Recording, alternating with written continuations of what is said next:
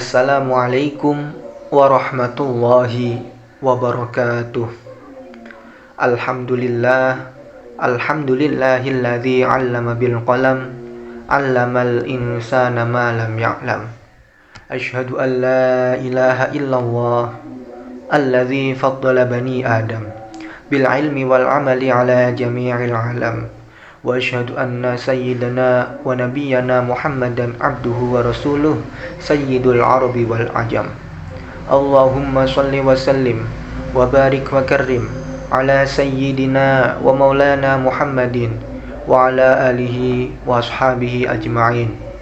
Rabbi shrah li sadri wa yassir li amri wahlul 'uqdatam min lisani yafqahu qawli, amma ba'du. Qala Allah Ta'ala fil Qur'anil Karim, A'udzu billahi minasy syaithanir rajim.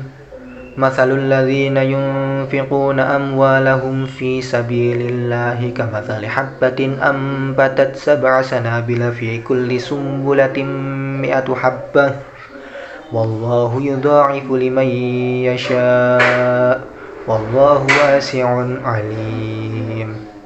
Al-ayah, sadaqallahul azim.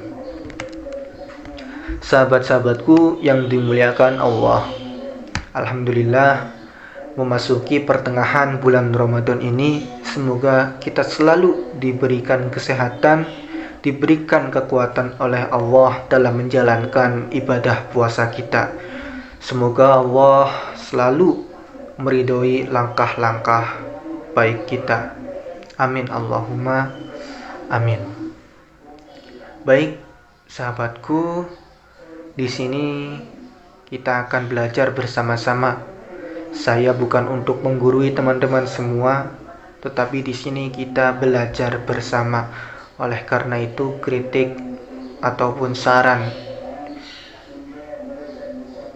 sangat dibutuhkan demi tercapainya pembelajaran kita yang lebih baik. Sahabatku, disebutkan dalam kitab Syarhu Tanqihul Qaul Al-Hasith fi Syarhi Lubabil Hadis, ada hadis qudsi yang berbunyi, qala Nabi sallallahu alaihi wasallam, qala Allah Ta'ala, as-shawmu li wa ana ajzi bihi.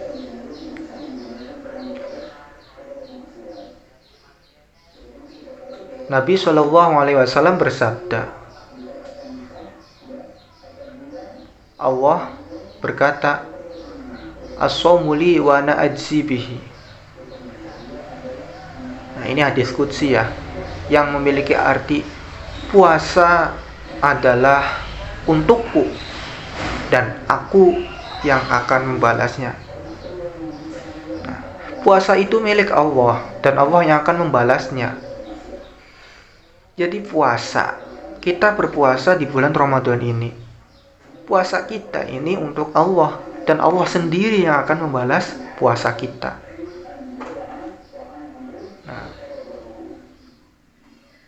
itu adalah dalil puasa, bahwasanya puasa itu adalah untuk Allah. Oleh karena itu, kita jangan sampai bolong puasanya.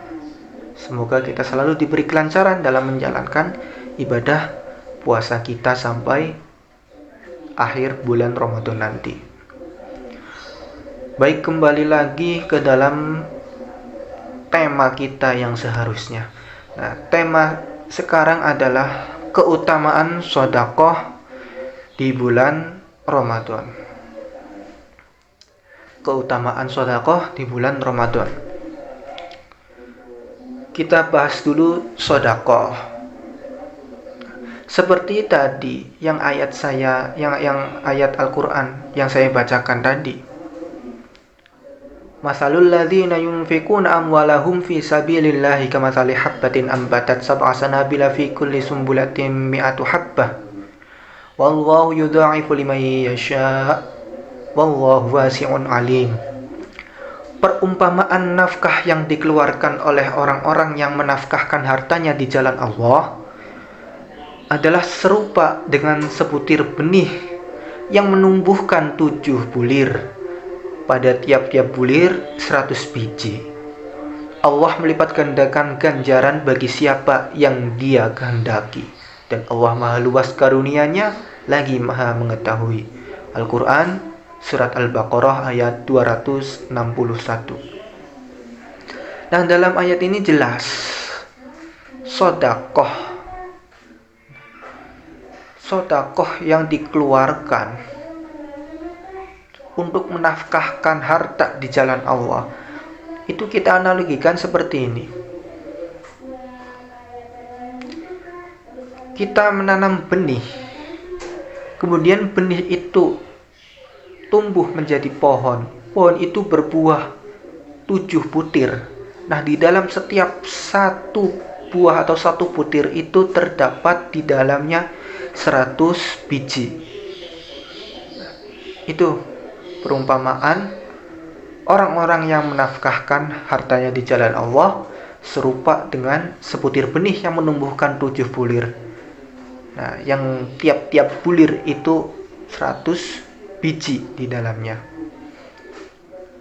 Luar biasa, Allah melipat gandakan pahala untuk siapa yang Allah kehendaki. Nah, untuk menjadi yang Allah kehendaki, kita berusaha.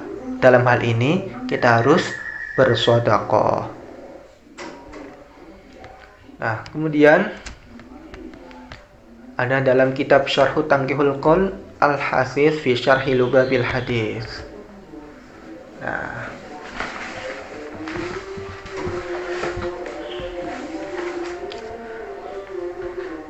Shadaqatus sirri wa qala Nabi sallallahu alaihi wasallam, shadaqatus sirri tudfi'u ghadabar rabbi wa shadaqatul alaniyati junnatun minan nari. Nah, sedekah sir, sedekah yang rahasia,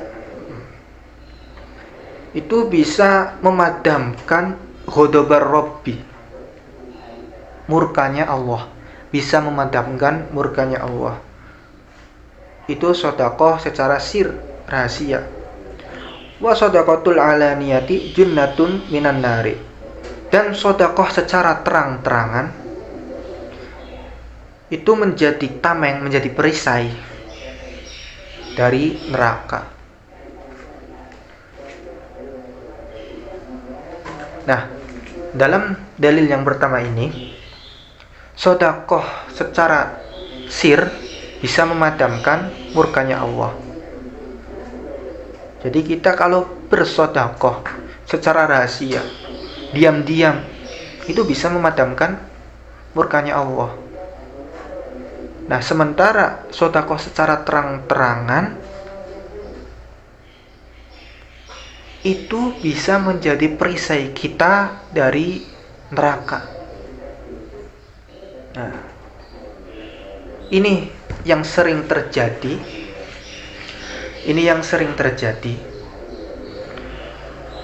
Kalau ada orang yang sedekah secara terang-terangan dikatakan sebagai orang yang pamer. Ini sering terjadi di kalangan masyarakat. Orang yang menilai atau berargumen atau menjustifikasikan bahwasanya orang yang bersedekah dengan terang-terangan itu termasuk pamer, itu perlu diperhatikan dulu. Jangan langsung menjustifikasikan atau langsung mengklaim. Nah, kita tidak tahu apa niat yang dilakukan oleh si pensedekah itu, si penyumbang itu. Sebab innamal a'malu binniyat. Kita tidak tahu apa niatnya. Barangkali orang yang bersedekah itu yang secara terang-terangan tersebut bersedekah secara terang-terangan dengan niat agar memotivasi orang lain untuk bersedekah, atau menginspirasi orang lain untuk mengikuti jejak langkahnya menjadi orang yang dermawan, ataupun hal-hal kebaikan lain yang menginspirasi orang-orang di sekitarnya. Kita tidak tahu. Nah, malah justru yang perlu dipertanyakan, orang-orang yang biasa mengklaim, orang-orang yang terkadang mengklaim bahwasanya orang yang bersedekah secara terang-terangan itu pamer, nah dianya sendiri sudah bersedekah atau belum. Nah, jadi kita tidak usahlah berbicara di belakang. Wah, orang itu sedekah kok pamer. Gak usah kita berbicara di belakang, tetapi kita introspeksi diri. Nah, sejauh mana kita bersedekah? Apakah kita sudah bersedekah atau belum? Jangan cuma ngomongin di belakang, tetapi kitanya tidak bersedekah. Nah, kalaupun terbukti orang tersebut pamer, ada buktinya, nah maka tugas kita menasehatinya secara langsung, empat mata. Jangan omongin di belakang, itu yang tidak baik. Nah, kemudian sedekah, yang namanya sedekah itu bukan tentang sebesar nilainya, bukan sebesar angkanya, ataupun sebanyak hartanya, bukan. Sedekah itu adalah tentang diri kita sendiri, ikhlas atau tidak. Nah,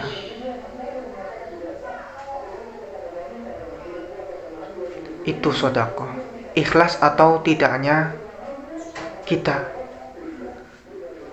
Ada dalil lagi dalam kitab yang sama, masih dalam kitab yang sama.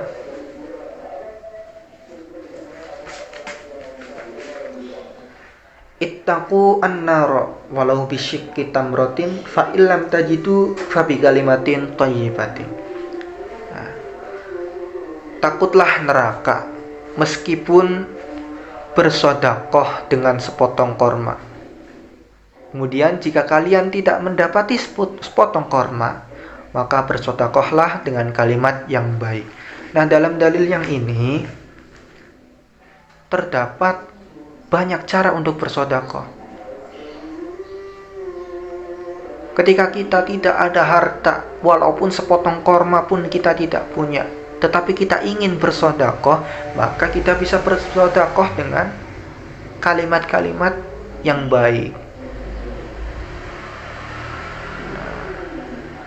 Banyak cara lagi sebenarnya. Selain kalimat-kalimat yang baik, kita juga bisa memperlakukan orang lain dengan baik. Intinya banyak cara untuk bersedekah. Selain dengan menggunakan harta, kita juga bisa menggunakan tenaga ataupun pikiran untuk membantu orang lain. Sedekah sendiri itu bukan tentang ilmu matematis. Jadi jika kita mengeluarkan harta benda kita untuk bersedekah, bukannya itu akan berkurang, tetapi itu akan kembali lagi kepada kitanya. Kita akan merasa nambah dengan apa yang kita sedekahkan. Seperti dalil dalam Quran surat Saba ayat 39, Ma anfaqtum min syai'in fa huwa yukhlifuhu wa huwa khairur raziqin. Dan barang apa saja yang kamu nafkahkan, maka Allah akan menggantinya, dan Dia pemberi rezeki yang sebaik-baiknya. Nah, ini jelas apa yang kita nafkahkan, apa yang kita nafkahkan, itu Allah akan mengganti barang-barang tersebut.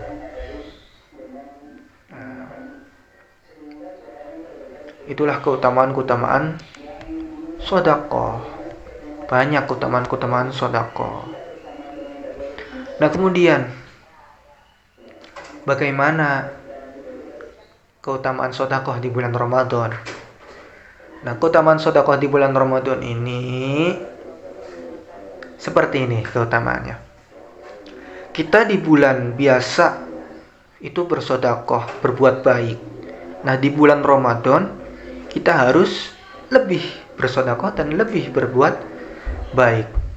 Nah, seperti hadis riwayat At-Tirmidzi ini, An Anasin qila ya Rasulullah ayyu sadaqati afdal? Qala sadaqatun fi Ramadan. Dari Anas radhiyallahu an, sahabat bertanya, "Wahai Rasulullah, sedekah apa yang paling utama?" Rasulullah shallallahu alaihi wasallam menjawab, "Sedekah di bulan Ramadan." Nah, dari sini saja sudah terlihat sedekah di bulan Ramadan itu sedekah yang paling utama, tetapi bukan mengesampingkan sedekah di bulan lain. Kita tetap bersedekah di bulan lain dan lebih bersedekah di bulan Ramadan. Karena Rasulullah sallallahu alaihi wasallam ajwadan nasi wa kana ajwadu ma yakunu fi Ramadan. Rasulullah sallallahu alaihi wasallam adalah orang paling murah hati. Ia semakin murah hati di bulan Ramadan. Hadis riwayat Bukhari Muslim. Nah, ini Rasulullah itu orang yang murah hati. Dan beliau semakin murah hati lagi di bulan Ramadan. Nah, itu keutamaan puasa di bulan keutamaan sedekah di bulan Ramadan. Kemudian ada lagi tentang dalil bersedekah. Di dalam kitab Wasiatul Mustafa, ya Ali wahai Ali, as-sakhiyyu qaribun minallahi, qaribun min rahmatihi, ba'idun min azabihi. Wahai Ali, orang yang dermawan itu dekat dengan Allah, dekat dengan rahmatnya Allah, jauh dari azabnya Allah. Itu orang yang dermawan, orang yang suka berderma, orang yang suka bersedekah. Keutamaannya seperti itu. Dia dekat dengan Allah, dia dekat dengan rahmatnya Allah, dan dia jauh dari azab dan siksanya Allah. Sementara bagaimana untuk orang yang bakhil? Wal bakhilu ba'idun minallahi, ba'idun min rahmatihi, qaribun min azabihi. Orang yang bakhil, pelit atau kikir, orang yang bakhil itu jauh dari Allah, jauh dari rahmatnya Allah, dekat dengan siksa atau azabnya Allah.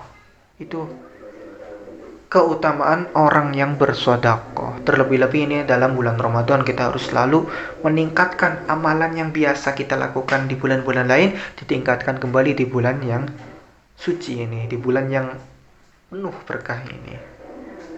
Nah, itu saja yang dapat saya sampaikan.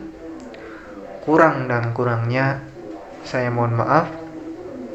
Wallahul muwaffiq ila aqwamit thoriq. Wassalamualaikum warahmatullahi wabarakatuh.